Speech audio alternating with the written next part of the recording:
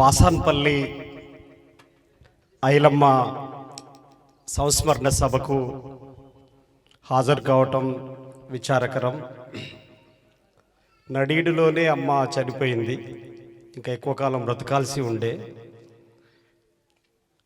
నాకు శ్రీకాంత్ ఉస్మానియా యూనివర్సిటీ విద్యార్థి నాయకుడిగా పరిచయం. ప్రశ్నించే గొంతుకల్ని కన్నటువంటి తల్లులు, వాళ్ళు నిర్వహించినటువంటి పాత్ర సమాజ అభ్యుదయంలో కనపడని పాత్ర. ప్రజలకు ప్రత్యక్షంగా అర్థమయ్యేటువంటి పద్ధతుల్లో లేకపోయినా పరోక్షంగా ఆ తల్లుల బిడ్డలే ఈరోజు ఆధిపత్యాన్ని, దోపిడీని, అణిచివేతని ప్రశ్నిస్తున్నటువంటి గొంతుకగా శ్రీకాంత్ మనకు కనిపిస్తున్నాడు. ఆ శ్రీకాంత్ను కన్న తల్లి ఐలమ్మ తల్లికి జోహార్లు అర్పిస్తున్నాను. వాళ్ళ కుటుంబ సభ్యులకి నా తరపున కుల వివక్ష వ్యతిరేక పోరాట సంఘం KVPS తెలంగాణ కమిటీ తరపున సామాజిక విప్లవ జోహార్లు అర్పిస్తున్నాను. శ్రీకాంత్ కొన్ని సందర్భాల్లో ప్రశ్నించినప్పుడు, ఎవరు ప్రశ్నించినా బెదిరింపులు, దాడులు, దౌర్జన్యాలు జరుగుతున్నటువంటి ఈ కాలంలో శ్రీకాంత్ ఉస్మానియా యూనివర్సిటీ వేదికగా కూడా శ్రీకాంత్కు కూడా బెదిరింపులు వచ్చినప్పుడు కూడా శ్రీకాంత్తో వెన్నంటి ఉండేటువంటి పాత్ర మా వైపు నుంచి నేను కూడా నిలబడ్డాను.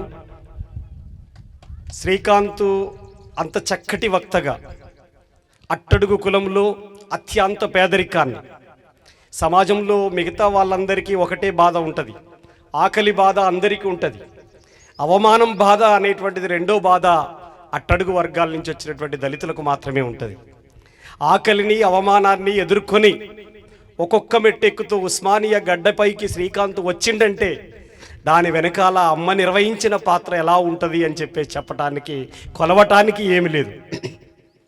అంత గొప్ప త్యాగం, అంత యొక్క కొడుకుని ఎవరెస్ట్లో చూడాలనుకున్నటువంటి తన తల్లి కలలు ఈరోజు యూట్యూబుల్లో అనేక సామాజిక మాధ్యమాల్లో శ్రీకాంత్ మాట్లాడుతున్నటువంటి వాక్చాతుర్యం, శ్రీకాంత్ మాట్లాడుతున్నటువంటి యొక్క ఆ పద పొందిక కానీ, ప్రభుత్వాన్ని కానీ, రాజ్యాన్ని ప్రశ్నిస్తున్నటువంటి తీరు చూస్తూ ఉంటే ఆ తల్లి ఎన్నిసార్లు మురిసిపోయిందో.